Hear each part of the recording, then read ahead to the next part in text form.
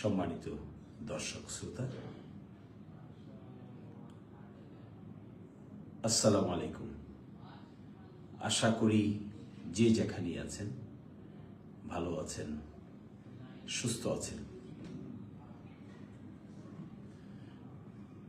আপনাদের সকলকে আমার পক্ষ থেকে জানাচ্ছি আন্তরিক ধন্যবাদ এবং একটু রাতে আপনাদেরকে কষ্ট দেওয়ার জন্য আমি দুঃখিত। দেখুন, ইসলামী ব্যাংক, আজকে যে ইসলামী ব্যাংক দেখা যাচ্ছে, ইসলামী ব্যাংক কিন্তু এরকম ছিল না।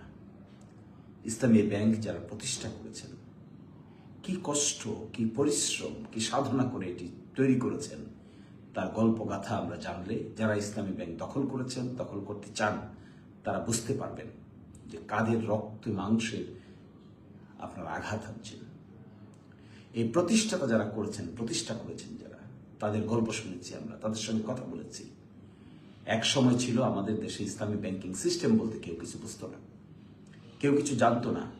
তারা বাড়ি বাড়ি যেতেন, বাড়ি বাড়িতে গিয়ে তারা মানুষকে বোঝাতেন এবং ফর্ম ফিল আপ করতেন। অ্যাকাউন্ট খুলতে চাইতো না কেউ, কারণ কারো ধারণা ছিল না এটা কেমন হবে, কি ধরনের হবে, কিভাবে হবে।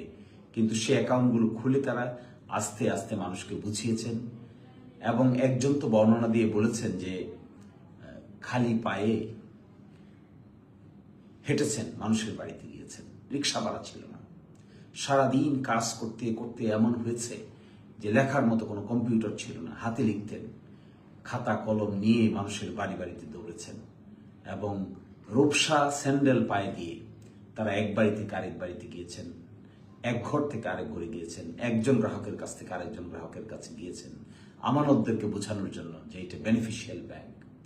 সেই প্রক্রিয়ার মধ্য দিয়ে একটি ব্যাংককে গঠন করেছেন তারা।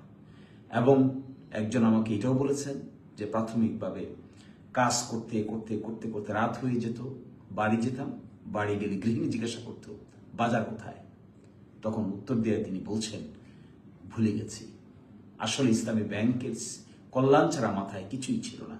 বাড়িতে বাজার করতে হবে, সংসার আছে, এগুলো কোনো কিছুর দিকে তাদের কোনো নজর ছিল না। একমাত্র কাজ ছিল, একমাত্র টার্গেট ছিল ইসলামী ব্যাংককে দাঁড় করাতে হবে। এটি একটি নতুন আইডিয়া, এই আইডিয়াকে বাংলাদেশে দাঁড় করাতে হবে এবং সেটার জন্য তারা হাড় ভাঙা পরিশ্রম করেছেন, কষ্ট করেছেন, সাধনা করেছেন, দিনের পর দিন, রাতের পর রাত, মাসের পর মাস, বছরের পর বছর বিনা বেতনে কাজ করেছেন, এক জায়গা থেকে আরেক জায়গায় গিয়েছেন এবং কিছু